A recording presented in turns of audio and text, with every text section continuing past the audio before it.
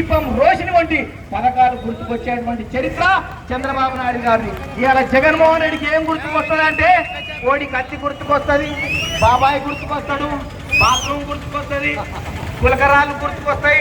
అందుకనే 1,00,000 కోట్ల ప్రజాధనం లూటీ గుర్తుకొస్తుంది, సిబిఐ కేసులు గుర్తుకొస్తాయి, ఈడీ కేసులు గుర్తుకొస్తాయి, జనానికి పెట్టిన ముద్దులు గుర్తుకొస్తాయి, పరదాల మధ్యన పరిగెత్తేది గుర్తుకొస్తుంది. ఇటువంటివి తప్ప మీ వల్ల ఉపయోగం ఏంది అని చాలా స్పష్టంగా అడుగుతున్నారు.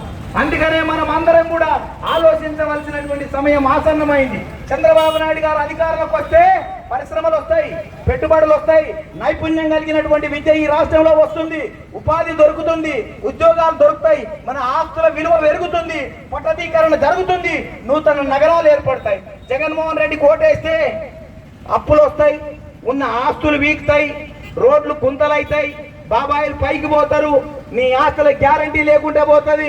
అందుకనే తల్లి చెల్లినే పారిపోయేటువంటి పరిస్థితి ఈ రాష్ట్రానికి వస్తుంది అనే సందర్భంగా అందుకనే జగన్మోహన్ రెడ్డి పాలనలో పన్నులుంటాయి,